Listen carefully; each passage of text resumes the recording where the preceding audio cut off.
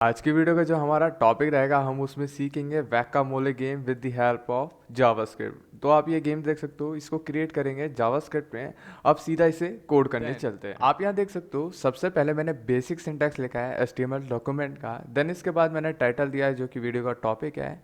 इसके बाद मैंने इंपोर्ट करवाया है गूगल फॉन्ट जो कि कस्टम फॉन्ट्स प्रोवाइड करता है। एंड देन इसके बाद लिंक करिए अपनी style dot C S S. तो आप ये देख सकते हो style dot C S S में मैंने पहले ही सी एस एस लिख रखी है। आप कह रहे हो कि भाई ये सी एस एस पहले क्यों लिख रखी है। भाई इस वीडियो का टॉपिक ये रहे कि भाई मैं आपको जावास्क्रिप्ट का लॉजिक बिल्डअप सिखाऊं कि आप गेम कैसे क्रिएट करोगे। तो एक बार इसे ओपन विद लाइव सर्वर कर लेते हैं, देख लेते हैं कि अभी हमारी गेम कैसी दिखती है। तो अभी देखो यहाँ पर कोई स्टार्ट बटन नहीं है, ना इसमें गेम का कोई अभी तक लॉजिक लिखा है मैंने। अब आप बॉडी में यहाँ देखो, मैंने हेडिंग यहाँ से क्रिएट करी है जो वैकामोले। स्कोर को मैं यहाँ से अपडेट करूँगा इसको जावास्क्रिप्ट में क्लिक करके। देन गेम के अंदर ये हमारे पास 6 टेब हैं जिसके अंदर पर्टिकुलर होल को मैंने ऐसे रिप्रेजेंट किया है। देन मोल मीन्स जो भी हमारा कैरेक्टर है, इसमें बिफोर क्लास यूज़ करके हमने ये मिट्टी डाली है। अब सीधा आप स्क्रिप्ट पे ध्यान दो, स्क्रिप्ट ही मेन है।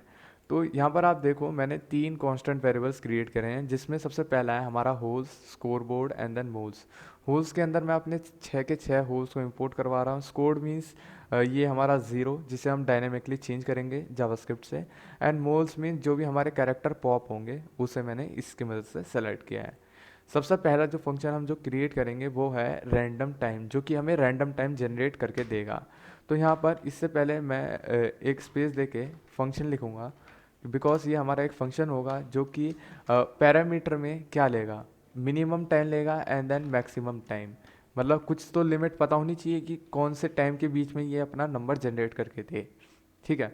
सबसे पहले यहाँ पर ये फंक्शन रिटर्न करेगा मैथ डॉट रैंडम। तो यहाँ पर आप देख सकते हो मैथ डॉट रैंडम फंक्शन जब आप कॉल करते हो तो हमेशा क्या होता है, एक बार इंस्पेक्ट करते हैं इस चीज़ को। इंस्पेक्ट करने के बाद कंसोल में आए एंड देन जब भी आप रैंडम टाइम करके वैल्यू पास करोगे, जैसे कि मैंने दिया 0 and 2 सेकेंड। 2 सेकेंड जो मिली सेकेंड में लिखते हैं तो 2000 होता है भाई। अब देखो कि पॉइंट में वैल्यू आ रही है, जब भी आप कॉल कर रहे हो तो ये इसकी वैल्यू किस में आ रही है, पॉइंट में। आप नहीं चाहते इसकी वैल्यू उसी के बीच में आए जो आपके ये पर्टिकुलर टाइम था मिनिमम एंड मैक्सिमम, जो कि हमारा 2 सेकेंड के बीच में। तो इसके लिए यहाँ पर आपको इंटू करना पड़ेगा मैक्सिमम माइनस मिनिमम। आप जैसे ऐसे करोगे, अभी तो 0 है वैल्यू इसलिए मिनिमम का कोई अंतर नहीं है, बट जो इसकी वैल्यू लेट सपोज क्या हुई, जैसे कि यहाँ पर ये वैल्यू है हमारी हो जाए 20 मिली सेकेंड, देन ये काम आएगा। तो आप देखो इसकी वैल्यू जनरेट हुई है 592 पॉइंट समथिंग। एंड देन जैसे आप जब भी कॉल करोगे तो इसकी वैल्यू डेफिनेट हो रही है। बट आप एक कंडीशन चाहते हो कि हमेशा इसकी वैल्यू मिनिमम से बड़ी हो, तो उसके लिए आपको प्लस कर देना है मिनिमम वैल्यू। तो जब भी आप इस फंक्शन को कॉल करोगे तो हमेशा मिनिमम वैल्यू से बड़ी वैल्यू जनरेट होके नज़र आएगी।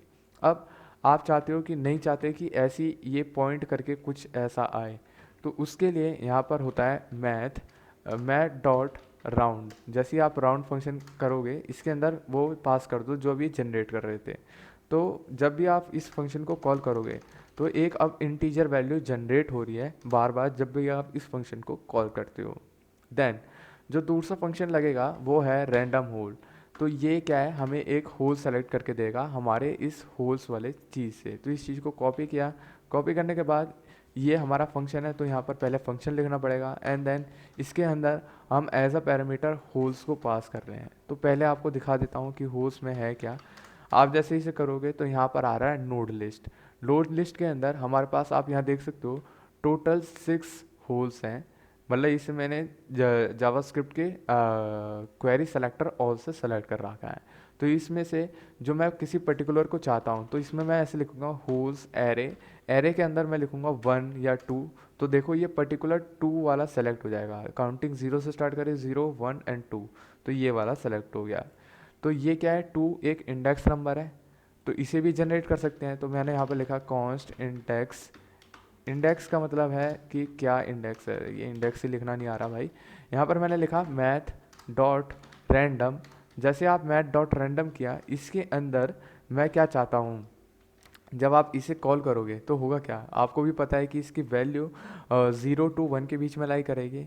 बट हम चाहते हैं कि किसी पर्टिकुलर अपने लेंथ के उसके हो, तो यहाँ पर हमें लिखना पड़ेगा host dot length LENGT GLEN GTH length. तो अब देखो इसकी वैल्यू को प्रिंट करवा देते हैं सी लॉग इंडेक्स। अब होगा क्या कि जब भी मैं इस फंक्शन को कॉल करूँगा, कौन से फंक्शन को, रैंडम होल, एंड देन इसमें मेरा ये पैरामीटर है होल। अब देखो कि इसकी वैल्यू हो रही है हमारी 1 पॉइंट कुछ समथिंग, 1 पॉइंट कुछ समथिंग। बट आप चाहते हो जो हमारा इंडेक्स नंबर होता है वो पॉइंट में नहीं होता, वो होता है एब्सोल्यूट एक इंटीजर। तो उसके लिए यहाँ पर हम यूज़ कर सकते हैं मैट डॉट फ्लोर फंक्शन। जैसे हमने राउंड किया था वैसे राउंड भी कर सकते हो, बट फ्लोर इसलिए बिकॉज हम ज़्यादा बड़ी वैल्यू नहीं चाहते। तो यहाँ पर देखो अब क्या होगा कि जब भी मैं इस फंक्शन को कॉल करूँगा, सॉरी कौन से फंक्शन, रैंडम होल्स को, तो एक इंटीजर वैल्यू जनरेट हो रही है। और यहाँ पर सेकंड आर्ग्यूमेंट अनडिफाइंड इसलिए आ रहा है बिकॉज ये फंक्शन रिटर्न कर रहा है नथिंग। अभी तो इस फंक्शन का काम है कि एक रैंडम होल जनरेट करना और उस जो सेलेक्ट हुआ है उसको पास करना। तो ये रैंडम एक होल होगा।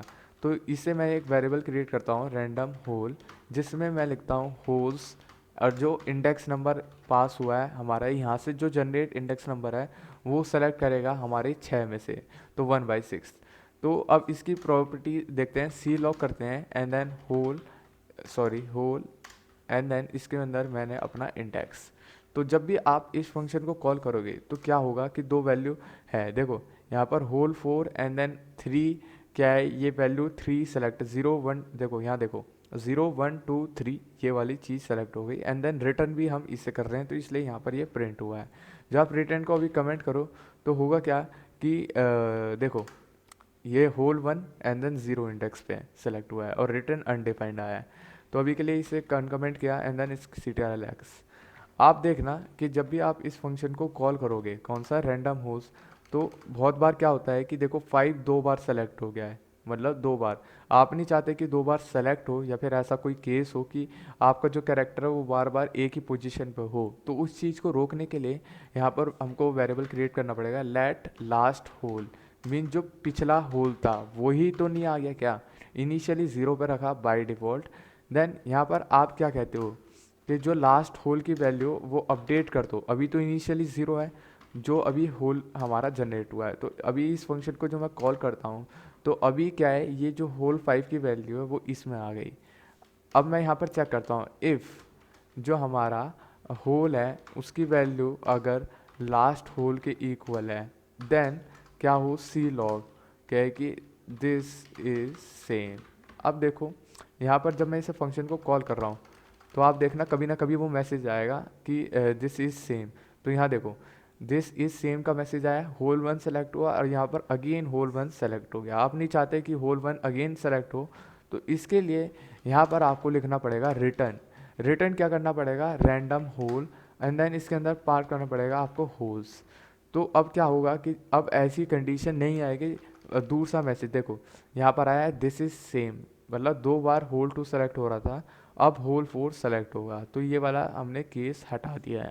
अब आगे बात करते हैं ये पी फंक्शन क्या करेगा, आपके करेक्टर को पॉप करेगा फ्रॉम यहाँ से जो आपका आफ्टर क्लास यूज़ करके किए था, है ना। तो अब क्या करता हूँ मैं, इस फंक्शन को अनकमेंट करता हूँ एंड देन यहाँ पर एक फंक्शन है, तो फंक्शन, सॉरी स्पेस देके यहाँ पर लिख देता हूँ, स्पेलिंग नहीं आती फंक्शन की।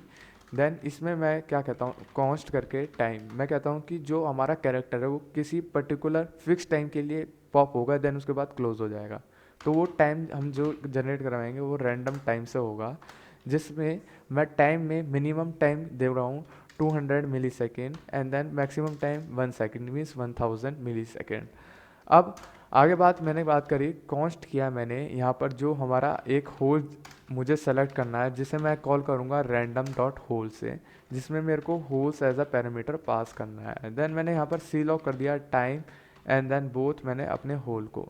तो अब देखो कि जब भी मैं इस फंक्शन पीप को कॉल करता हूँ देन मेरे पास यहाँ पर उसका कितने टाइम के लिए वो शो होगा एंड वो पर्टिकुलर होल कहाँ से मतलब जो मेरा मोल है वो कहाँ से आएगा। तो आप देख सकते हो ये पर्टिकुलर चीज़ सेलेक्ट हो चुकी है। देन आप यहाँ CSS में देखो मैंने होल डॉट अब मोल को मैंने टॉप 0 करा है, तो इनिशियली ये टॉप 100 मीन्स अभी हिडन है तो इसलिए ये दिखाई नहीं दे रहा। तो ये अब क्लास ऐड करने से होल के अंदर ये चीज़ हमारा ऊपर दिखाई देगा। तो इसके लिए मैं अभी कट करता हूँ। देन यहाँ पर मैंने नेक्स्ट लाइन किया, यहाँ पर मैंने लिखा होल डॉट जो हमारा होल सेलेक्ट हुआ है उसमें मैं कहता हूँ क्लास लिस्ट डॉट ऐड, इसके अंदर मैंने ऐड कर दी अब क्लास। तो होगा क्या कि अब मैं पी फंक्शन को कॉल करूँगा ना, तो वो पर्टिकुलर अप हो गया है ना। अब जितनी बार में मैं कॉल करूँगा तो एक ना एक कैरेक्टर क्या होगा, सॉरी, एक ना एक होल सेलेक्ट हो रहा है और मेरा करेक्टर पॉप हो रहा है। बट एक पर्टिकुलर टाइम के बाद जो हमने टाइम यहाँ से जनरेट करवाया था, मैं चाहता हूँ कि ये क्लास रिमूव भी हो जाए, है ना। तो यहाँ पर इसको करने के लिए यहाँ पर मैंने यूज़ किया सेट टाइम आउट फंक्शन, जिसमें मैंने टाइम उतना दिया है जितना जनरेट हुआ है रैंडमली टू किसके बीच में, 200 मिली सेकेंड और 1 सेकेंड के बीच में। देन मैं चाहता हूँ कि जो ये मेरी क्लास है, सॉरी CTRL भी किया, ये मेरी इसको डबल किया एंड देन यहाँ आया, इसमें जो मेरी ये ऐड हो रही है इसको मैं कर दूँ रिमूव एंड देन इसको एक्स्ट्रा स्पेस को कट। अब आप देखो कि जब भी मैं पी फंक्शन को कॉल करूँगा तो एक पर्टिकुलर टाइम के बाद वो बंद हो जा रहा है, मतलब जो भी हमारा कैरेक्टर है। तो आप देख पा रहे हो, है ना। अब सीधा मेन फंक्शन होता है स्टार्ट गेम फंक्शन, जिससे हमारा ये बटन लिंक्ड है। तो आप देख सकते हो मैंने यहाँ पर बटन ऑन क्लिक मीन्स जब हम इसे क्लिक करें तो ये फंक्शन ऑटो रन हो जाएगा। तो इस फंक्शन को अब हम लिख रहे हैं, है ना। तो इसमें मैं होम पे आया, स्पेस देके यहाँ पर लिखा मैंने फंक्शन, देन इसके अंदर स्टार्ट गेम है। इसके अंदर मैंने क्या कहा, सबसे पहले जो इसका स्कोर बोर्ड है वो इनिशियली हम कर देंगे 0। कभी कभी ऐसा होता है कि यूज़र बार बार गेम को खेलना चाहता है, तो कुछ चीज़ें होती हैं जो आपको पहले से ही वापस शुरू करनी पड़ती है, जैसे कि ये स्कोर बोर्ड 0 से ही शुरू हो। देन दूसरा कि हम चाहते हैं एक लेट टाइम अप नाम का एक फंक्शन हो, टाइम अप, जिसमें मैं एक बूलियन कैरेक्टर रखूं, जैसे कि मैंने लिखा टाइम अप में फॉल्स। फॉल्स मीन अभी तो ये टाइम अप नहीं हुआ है, और ये वैल्यू मैं यहाँ पर सेम यही रखूँ। तो मैंने लिखा time up equal to false. जैसे आप ये करोगे देन इसके बाद मैं चाहता हूँ एक पी फंक्शन को जो अभी हमने क्रिएट किया था उसे कॉल करें।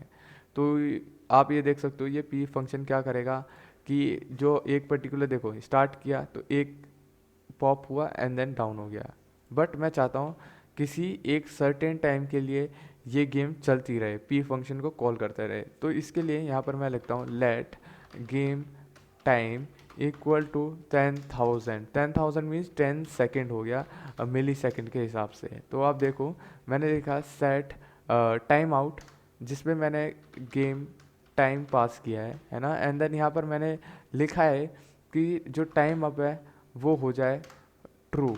तो होगा क्या कि फिर गेम नहीं चलने का है, ठीक है।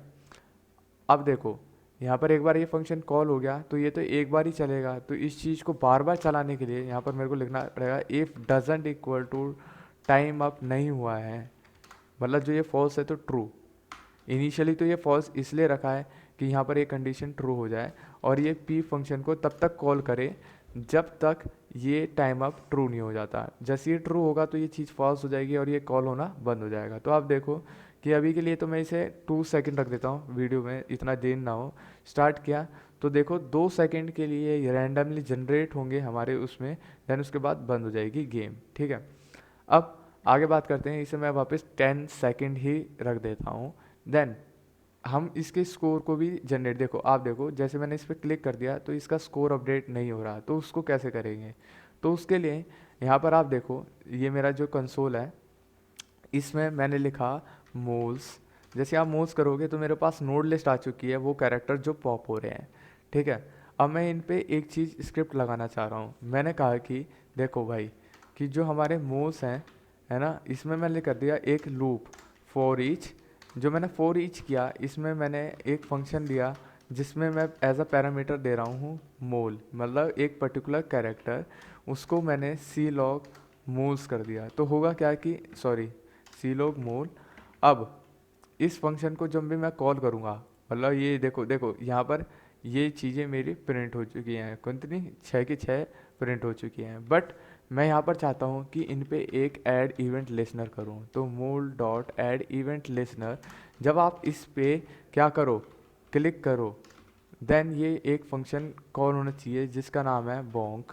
एंड देन बोंक का काम क्या रहेगा कि वो स्कोर बोर्ड को अपडेट करे। तो यहाँ पर ये एक फंक्शन है, तो इसके लिए यहाँ पर मेरे को लिखना पड़ेगा फंक्शन एंड देन यहाँ पर मैंने लिखा score board dot text content, हम इसको इंक्रीज़ करना चाहते हैं। अभी तो मेन मोटिव ये है, बट हम एज अ पैरामीटर देखते हैं कि इसमें अभी क्या आया है। तो सी लॉग मैंने ई किया, तो अभी आप देखो कि जब जब मैंने गेम को स्टार्ट किया एंड देन इस पर क्लिक किया तो होगा क्या कि जो मेरा कंसोल है इस पे सॉरी है ना, तो यहाँ पर देखो पॉइंटर इवेंट क्लिक हो चुका है। जब आप इस पर क्लिक करोगे तो हमारे इस ट्रस्टेड को क्लिक करना है, मीन्स जब मैंने क्लिक किया है तो एक्चुअली में यहाँ पर ये चीज़ आई है। तो ई डॉट ट्रस्टेड को जो आप करो एंड देन गेम को वापस स्टार्ट करो कंसोल के साथ। जैसे ही मेरा कंसोल था ये अब वापस स्टार्ट करता हूँ गेम को। देखो जब जब मैं इसे पॉइंट करता हूँ तो होगा क्या कि देखो ट्रू ट्रू ट्रू बार बार मैसेज प्रिंट हो रहा है। अब मैं क्या कहता हूँ कि इफ़ जो ये ना हो e dot e trusted then return हो जाए। मीन्स कभी कभी क्या होता है कि क्लिक नहीं हुआ होता और हम समझते क्लिक है, तो जो चीटर हुआ तो ये क्या करेगा, ब्रेक करेगा इस रूल को। तो इससे क्या है कि जो ये नहीं हुआ, जो ये फॉल्स है, तो ये रिटर्न कर जाएगा। ठीक है, अब यहाँ बात करते हैं सबसे पहले जो हम जो चीज़ें करेंगे उसमें कि स्कोर को अपडेट करना है इस फंक्शन से। तो यहाँ पर मैं एक लेट स्कोर करके कर देता हूँ स्कोर, एंड देन इसमें इनिशियली मैं रखता हूँ 0, बिकॉज जब भी गेम शुरू होगी तो इनिशियली स्कोर जो है वो 0 से स्टार्ट होगा। एंड देन यहाँ पर मैं इसका स्कोर कर देता हूँ प्लस प्लस, मीन्स इंक्रीमेंट 1। तो आप इसे +1 एंड देन इस वैल्यू को आप रख देते स्कोर के अंदर ही, तो आप इसे ऐसे भी कह सकते थे। देन इसके बाद जो आपका ये कंटेंट है इसमें वो वैल्यू आ जाए जो आपकी स्कोर की है, तो है CORE स्कोर, है ना। अब देखो कि मैंने गेम को यहाँ पर कंसोल भी देखते रहे ना, स्टार्ट किया देन इसे क्लिक किया, देन हो क्या रहा है कि देखो इसकी वैल्यू इंक्रीज़ होते जा रही है जब तक मैं इसे क्लिक कर रहा हूँ। अब इसके बाद जब मैं इसको एक और बार क्लिक किया तो होगा क्या कि भाई देखो कि ये जो इसके स्कोर है वो इनिशियली 0 से स्टार्ट होंगे। जब मैं इस पर क्लिक करता हूँ तो होता क्या है कि वो देखो वापस देख रहे हो ये चीज़ हो गई। जो आपको इस वीडियो से कुछ भी जानने या सीखने को मिला हो then please like share and comment this video. Thanks for watching this video, thank you and I will see you in the next video.